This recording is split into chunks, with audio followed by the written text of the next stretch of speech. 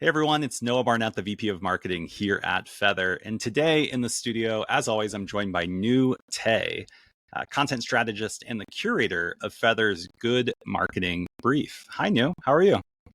I'm doing very well. How are you? Doing all right. Yeah.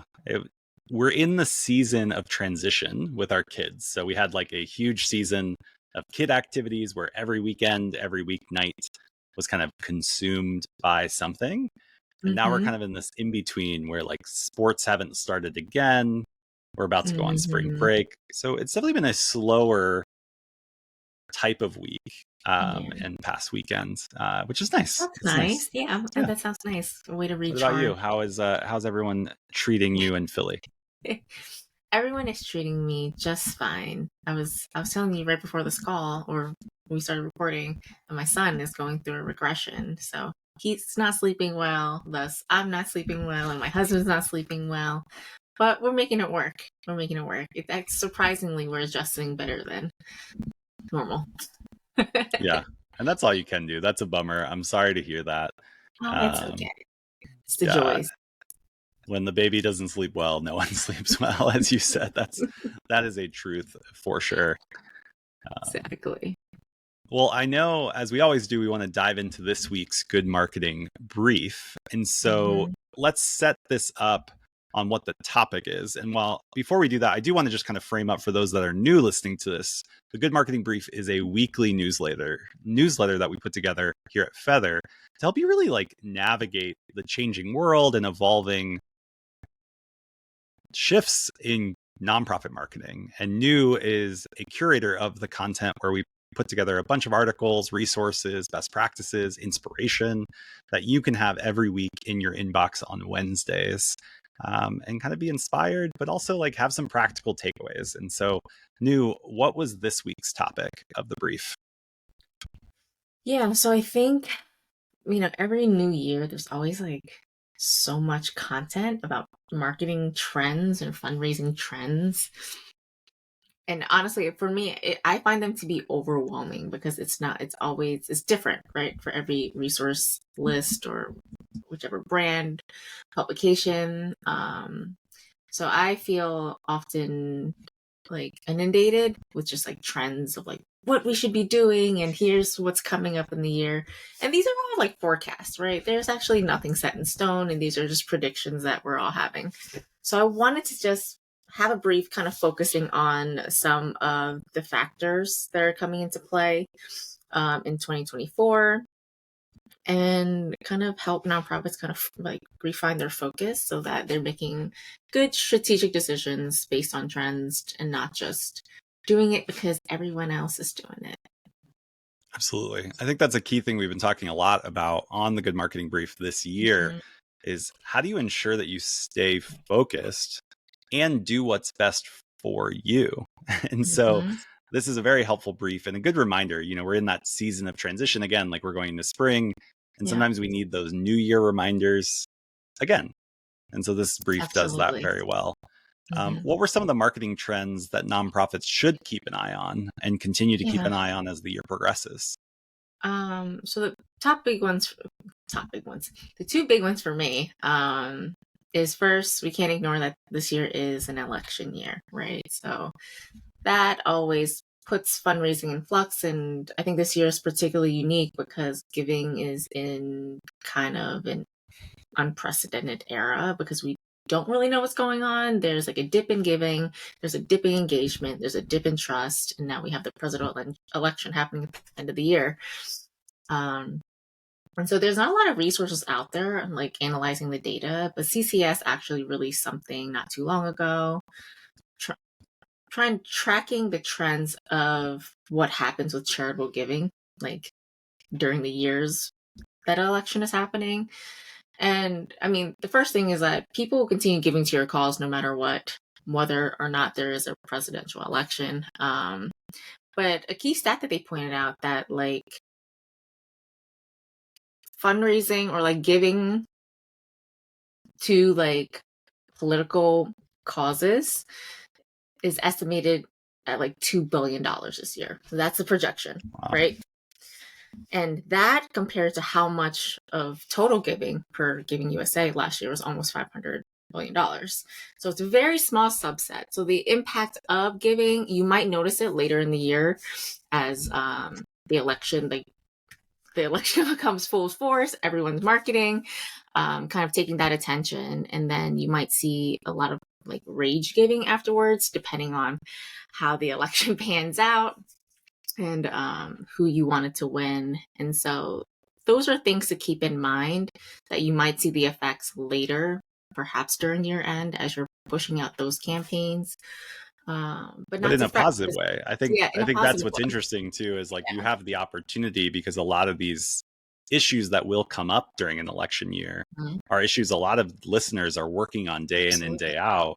And so it's actually giving, you can actually build on that. It's kind of there's a concept that someone coined called like newsjacking, which is like, hey, if something is in the news, how can your marketing like piggyback on top of that? I think it's the Yeah. same. Like, when we have State of the Unions like we did last week, or we have election kind of presentations or pushbacks or whatnot, what were those issues? And if I'm working on them, how do I lean into that? Because it's going to be Right. top of Yep. mind and top of headlines. Yep. And so how can you lean in? That's a great advice. It's actually a Yeah. Yeah. benefit, not always a negative. Exactly. Exactly. And I think, in our space, we all do work that's involved in a lot of the policies that are the presidential candidates are trying to roll out or push out or change. And so, how can you be a part of that conversation? Because everyone's going to be keeping a close eye on it and following and tracking it because it's that time of the year. Yeah. Yeah. I do think it's important, and you mentioned this, and I just want to highlight this, is that it may not be competing for giving dollars, but it's definitely going to be Mhm. competing and going to win. I think it's just, you have to settle on this, the minds and attention of your Yeah. audience, whether it Hmm. translates to them, giving charitable dollars or not. But as far as mind share goes, it's definitely going to. And Yeah. leaning into the previous comment is that ignoring that that's happening or trying to compete against that noise is going to be possibly a failed approach from the get. And it's better to Yeah. think about, how do we lean in, complement, continue the conversation, even if we don't address it directly, like acknowledging maybe this is a political issue or this is not a political issue, being culturally aware of what the current conversation is in Yeah. the US or wherever you're fundraising is important, like it always is, that you don't want to ignore what's going on, and again, top of the minds, top of the headlines, as you do Absolutely. approach marketing. No, I think that's a great point. It ensures that you're relevant, or else you're kind of ignoring kind of the big picture of what's going on in our country, at least. Um, and that can kind of isolate you as a nonprofit, and maybe supporters will it might impact their perception, right? Yeah, absolutely. In addition to trends, one thing else, or the other thing you touched on in this week's Good Marketing brief, was kind of emerging strategies or channels or tools. Hmm. How should nonprofits kind of decide how to adjust their marketing strategies based on these emerging tools and tactics? Yeah, And I maybe think what it's are some of these that we should be considering how they impact? What are the emerging trends that we should be looking at? yeah. Well, first, I think this is something that Tobes kind of shared, is there's a shift in the generations, right? Millennials are now becoming like the powerhouse of giving by 2025. They're going to make up the big chunk of charitable giving. And so and I know the conversation right now is like, engage younger donors, engage Gen Z. I know some are even looking at like Gen Alpha, which is like crazy because they're like not like little kids anymore.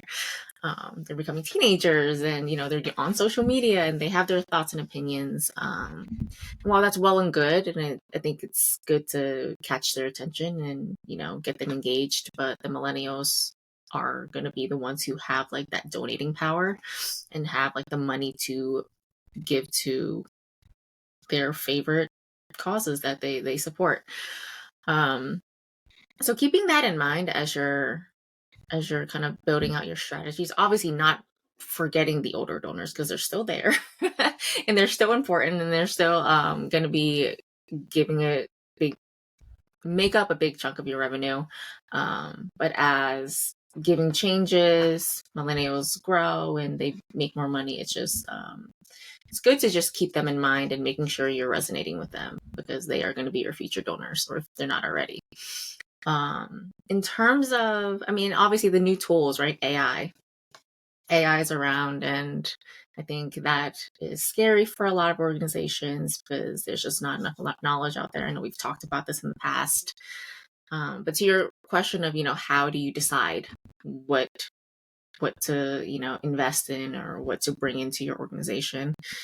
And this is where I kind of like to frame it as like, this shouldn't be a conversation about, oh, should I go into this channel? Like, will I make money?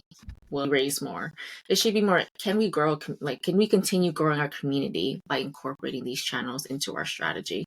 And so I think that when you expand and look at these trends, look at these new tools coming out, it's really a deep evaluation of like, okay, how can we use this to grow that connection between us and our supporters?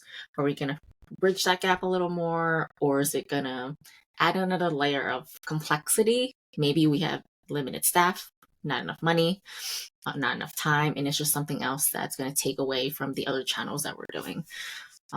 So that would be my first piece of advice, just a deep evaluation. And then if you do think it makes sense, getting your staff trained on it, making sure everyone's super comfortable, and then rolling it out. Absolutely. I think the overall summary, and I think we're seeing this in the early responses from the State of Nonprofit Marketing survey we're conducting right now as well, is that often we take trends or tools and try to apply them to our business versus looking at our business and saying, how do these trends or tools help me impact our business and our goals or our objectives? And I think it's kind of that I'm going to mess up the axiom, but it's like, we have a tool trying to find a problem versus a problem that needs the tool. Yeah. And I think often we can fall into that trap and that bias where it's like, oh, this is new. How should we use automation in our business? And it's like, well, no, like what within your organizational goals and objectives could benefit from using? Like it's flipping the script and where you start, in the same way we talk about good marketing being about your community first, not channels first. Yeah. It's the same with these tools and tactics. You don't want to, it's not about the tools and tactics. It's about how they help you, or how it aligns with your strategy that you're trying to implement and your priorities. So yeah, and I think it's easy to get distracted, by the hype, right? And I mean, there was one article that I shared about TikTok, how, ad spend grew to like $4 billion in Q4 of last year. And when you see stats like that, you're like, oh, I need, like, TikTok's so successful, like, I need to get on it. But it's like, okay, sure, but do you have people, are your supporters there? Like, do you even have an audience there to engage? So I think it's just really thinking about how it affects, how you can use these tools as a way to get and grow, get to where you want and grow, versus like a solution to that's like the end all be all. This will make us, this will help us raise more money and thus like create more impact. Yeah, I think I've looked through over 400 responses to the State of Nonprofit Marketing survey. I think only 3 of them said that they are investing or exploring TikTok. Yeah. And so it's not that benchmark matters. Maybe for you, TikTok is the best strategy you can deploy. But I think what is also revealing is when you hear where people are actually continuing to double down, invest more in, it's the core channels. It's like email marketing, digital, social, even events, direct mail, offline channels. Like that's where we're still investing. And we could potentially look at that and say that is part of maybe the problem, because we're perpetuating through the use of the same tactics over and over again. We're not evolving and changing. But I don't see it that way. After being in the industry for 15 years, I do think the distractions can actually pull us away from the fundamental core of what we're all doing, which is trying to connect with people to work on a cause that we're for. Yeah. And it's all about connection. It's all about collaboration.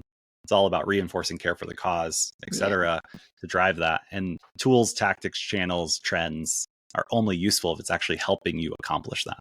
Yeah. No, I'm with you there, and I totally agree. I think the tried and true channels like email, direct mail, in person, they're tried and true for a reason. But the way we're kind of using them to get where we want to be is changing, right? 20 years ago, direct mail, single channel, guy, it did its job, but as we've evolved, now we're looking at omni-channel, but now it's like, is our messaging right? Are we connecting, and are we inspiring like hope or passion or and a want to be involved? So I think the channels itself will, the ones that perform well will continue. It's just how we're using them to communicate and connect. Absolutely. Well, I know every week you also include some inspiration or maybe some, in the news type things. Yes. What was that for this week's brief? Yeah. So last Friday was International Women's Day. So happy Women's History Month to everybody. And so I wanted to share this piece from the Drum that highlighted some IWD campaigns that were released. One of them was actually the Dove campaign with Drew Barrymore that I mentioned. And that was like a fan favorite of mine. But I put this in as a way to I think for nonprofits, when we see like these event or awareness months or days, we just want to hop on it because everyone's doing it. We need to be a part of that. And I think often it can be confusing on which awareness days that we need to speak out on. And I think for me, when I work with the nonprofits I work with, and they ask what awareness day should we do? But it's really about, okay, what is your mission? How can you align your mission and what you do and the solutions you provide with these awareness days? And do you already have a campaign in place, right? If there's a campaign in place, for example, for International Women's Day, I think it's like a perfect alignment. But if you don't have anything, you don't have any content, you don't have any calls to action, then it's kind of it falls flat with your audience. So just making sure there's a purpose there instead of just speaking for the sake of speaking, because it just adds some noise. Yeah, no, for sure. And I think it's being clear what you're for and what you're against, and kind of leaning and doubling down on that, even if that's a narrow focus, and then kind of not ignoring everything else, but leaving space for the people that are working on that to shine, or even celebrating that. I think that's another great way, is you can actually be a resource to your audience on potential organizations and causes they might want to connect with on a specific day that's not yours, and really acknowledging kind of the holistic nature of generosity within your supporter base that is not 100% giving to your charity. That's never been the case. And I think in some ways, I think the most recent stats said it's actually expanding. Like the average number of charities someone gives to has actually increased over time versus decreased, especially amongst younger. Yeah.